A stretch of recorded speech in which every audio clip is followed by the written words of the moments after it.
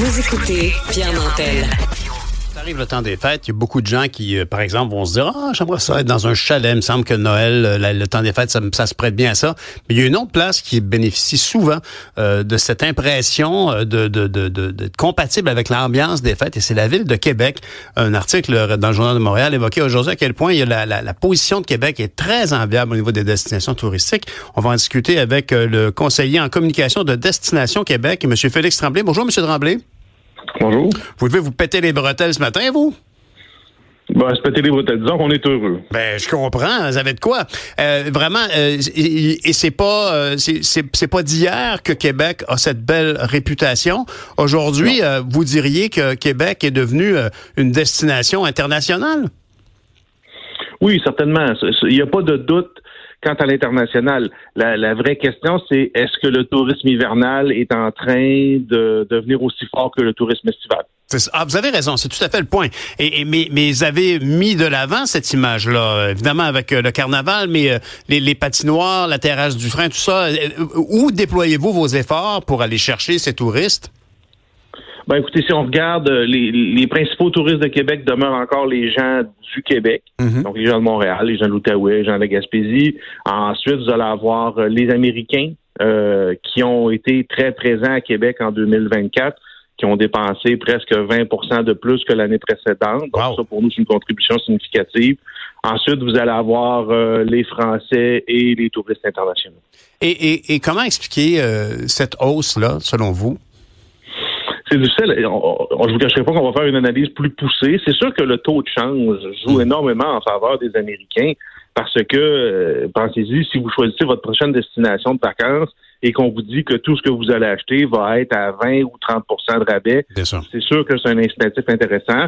Quand on parle du tourisme américain, généralement, ce qui accroche le plus les Américains, ça va être l'idée que Québec, c'est comme visiter l'Europe, mais sans prendre l'avion. Donc, ce sont ces éléments-là qui attirent particulièrement la clientèle américaine. Et on peut dire que même pour nous, Québécois, on a quand même cette impression de voyager quand on va à Québec. Bien sûr, on peut l'avoir quand on va dans le Vieux-Montréal, mais le Vieux-Québec, particulièrement le secteur du Petit-Champlain, d'un romantisme incroyable. On a presque l'impression que la goélette de Samuel de Champlain va arriver là, sous peu. Y a-t-il des efforts que vous avez faits pour faire valoir les attributs de Québec auprès de la clientèle québécoise? Auprès de la clientèle québécoise, il y a de la publicité, il y a du marketing qui est fait à tous les ans. Grossièrement, ça demeure presque la moitié des visiteurs de la région de Québec qui sont des Québécois. Donc oui, on fait des offensives qui sont très significatives auprès de la clientèle du Québec. Là. Ça, il n'y a pas d'ambiguïté là-dessus. Ce que vous disiez par rapport au fait que Québec est un endroit particulier, mettons-le comme ça, là, si on essaie d'être objectif. Si on se ramenait même en 1608, là, où tout ce qu'il y a, c'est de la forêt, au moment de la fondation de Québec, pourquoi Samuel de Champlain a choisi Québec? C'est parce que c'est un endroit qui, même au plan de la topographie, est particulier. Vous avez un cap rocheux avec une vue plongeante sur l'endroit le plus étroit du fleuve. Donc, évidemment, les opérations touristiques qu'on fait, l'industrie touristique, ont du mérite. Mais Québec est un lieu particulier qui attire le regard en partant. Tout à fait. Mais dites-moi, moi, j'ai pas pu m'empêcher de remarquer quand même que des séries télévisées, comme celle avec, maintenant, avec Isabelle Richer, La Faille, faisaient la part belle à Québec. Est-ce que c'est un effort volontaire, concerté de la Ville de Québec de se rendre une destination pour les tournages télé, cinéma? Je sais qu'il y a eu un film qui a été tourné dans la dernière année, un film américain. Ouais. Cette réponse-là, vous l'auriez peut-être plus du Bureau des grands événements que de l'Office du tourisme, que de Destination Québec Cité. Je n'ai pas connaissance qu'il y a eu des offensives particulières du côté du cinéma en toute franchise. Parce que, par exemple, la série La Faille, deuxième saison, se passe essentiellement au Château Frontenac. Et c'est très évident, là, que chaque scène, chaque moment est un moment où on distingue des particularités des petites rues de Québec en pente. On voit Stoneham à l'arrière. Ça donne le goût d'y aller. L'offre touristique a-t-elle évolué du côté de Québec? Disons, si on regarde Québec aujourd'hui en 2024, à l'aube de 2025, puis en 2005, est-ce que l'offre a changé? L'offre touristique continue d'évoluer, c'est-à-dire que présentement, Québec se positionne plutôt favorablement. Là, par exemple, si on regarde les dernières publications qui ont lieu, pour passer les fêtes là dans les top 15 des destinations mondiales. Donc c'est sûr que Québec demeure un endroit très attirant. Rappelez-moi votre question. Ben, essentiellement, ce que je veux dire, c'est est-ce que l'offre de Québec a changé? Moi, je me souviens d'avoir passé l'été de 1984 pour les grands voiliers. Le Québec, mer et monde. Mais et à l'époque, bien évidemment, c'est pas le meilleur succès. Non, effectivement, ça a été assez difficile. Mais c'était quand même très, très bucolique et romantique. Mais l'offre a peut-être beaucoup changé. Je veux dire, est-ce qu'aujourd'hui... Beaucoup changé, non.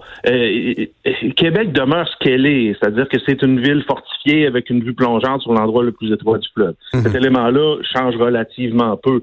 Ce qui change ou ce qui évolue, c'est le fait que, d'une certaine façon, Québec est en compétition avec d'autres destinations mondiales qui ont des caractéristiques similaires.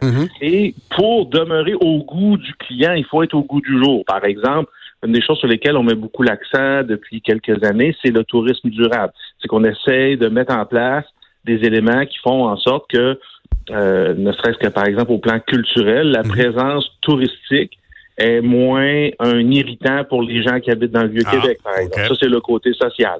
Est-ce qu'on est capable de donner un coup de main pour, je pense à un hôtelier qui avait installé des bornes électriques pour ses véhicules à lui, qui les a rendus disponibles à ses clients et au voisinage. D'accord? Parce que le tourisme durable est de plus en plus une caractéristique qui est recherchée par les visiteurs. D'accord? Donc, ça change légèrement. Je vous dirais, c'est un peu comme une personne. On essaie de s'améliorer, on n'essaie pas nécessairement de devenir quelqu'un de complètement différent. Bien évidemment. Puis d'ailleurs, on voit actuellement des images du Vieux-Québec pendant qu'on se parle où le charme à l'européenne est beaucoup mis de l'avant. On a même vu aussi un restaurateur qui avait une terrasse sous cloche chauffante, là, c'est très, très évidemment. Il y a une grande tendance. Le classique demeure le Château Frontenac, évidemment. Le Château Frontenac qui a été épargné, si je vois bien, donc, par de ce conflit de travail qui, malheureusement, sévit là, à l'hôtel Reine-Élisabeth à Montréal. C'est toujours Fermont qui opère le Château Frontenac à Québec? Et tout va bien, on est bien chanceux. Dites-moi, en terminant, du côté de Québec, l'offre culturelle, le spectacle, le grand théâtre, le petit Champlain, est-ce que ça fait partie de votre portfolio que vous mettez de l'avant? Oui et non. C'est-à-dire que ça va plus être des excursions de fin de semaine. Donc, quelqu'un qui dit, écoutez, je vais aller voir un spectacle à Québec, pour essayer d'y passer 2-3 jours, ça peut être intéressant, mais à l'exception, là, si on prend par exemple le spectacle de Taylor Swift ou le spectacle de Billie Eilish, la première mondiale qui a eu lieu à Québec cette année, on sait que ce spectacle-là nous a attiré des touristes internationaux, mais c'est un phénomène relativement rare. Là. Si on prend par exemple Taylor Swift à Vancouver ou à Toronto, qui a eu des retombées qui sont quand même considérables, mais de façon générale, il est assez peu commun de conjuguer tourisme et spectacle simultanément. Et si on se parle d'aréna, pourriez-vous me dire si la fameuse compétition avec les Kings de Los Angeles a fait une différence au niveau touristique pour vous? Ce qu'on a dit publiquement par rapport à la fin de semaine des Kings, c'est que cette fin de semaine-là, il y avait justement des événements au Centre Vidéotron, il y avait des bateaux de croisière qui étaient à Québec cette fin de semaine-là. Il y a un autre élément qui m'échappe. Ce qu'on a dit, c'est que compte tenu du taux d'occupation qui frôlait les 90% déjà, on n'était pas capable d'avoir une fluctuation. Ce qui veut pas dire qu'il n'y en a pas eu une, mais ce qu'on est en train de dire, c'est qu'il y avait tellement d'éléments en même temps qu'on a de la difficulté à départager qui a eu quel impact. Je voulais vous poser une question en terminant. Je constate que dans cet article, à Lupa Clark, un gars que j'ai connu d'ailleurs à Ottawa, se réjouissait du taux d'occupation au niveau des hôtels. Est-ce que votre carte, si vous observez vos membres, si vous observez les activités touristiques, est-ce que ça se concentre toujours en Haute-Ville, dans le Vieux-Québec ou dans Basseville, dans le Vieux-Québec, du côté du Petit Champlain, ou si ça s'étend vers de nouveaux quartiers? Ça fait partie justement de l'offensive de tourisme durable. Donc, de plus en plus, ce qu'on essaie de faire, puis la région de Québec s'y prête bien, on est chanceux, c'est d'avoir une expérience complète. Donc, par exemple, le parc de la Jacques-Cartier, un peu au nord de Québec, offre des randonnées. En hiver, ça peut être de la raquette, du ski de fond, peu importe. En été, ça va être de la randonnée, ça va être du canot, du kayak, ce genre de choses-là. C'est un exemple, il y en a plusieurs. Donc, ce qu'on essaie de faire de plus en plus, c'est de créer une expérience complète pour que quand les gens viennent à Québec, c'est pas uniquement le Vieux-Québec dans lequel ils vont passer 2 journées, peut-être 3, mais en même temps, je reviens à ce que je vous disais tantôt, on peut pas se dénaturer. Le plus grand attrait de Québec, ça demeure le Vieux-Québec. Bien évidemment. Et donc, évidemment, d'offrir Québec comme lieu pour rayonner en région, pour aller, par exemple, dans le parc de la Jacques-Cartier ou du côté de Stoneham ou de Charlevoix. Exact.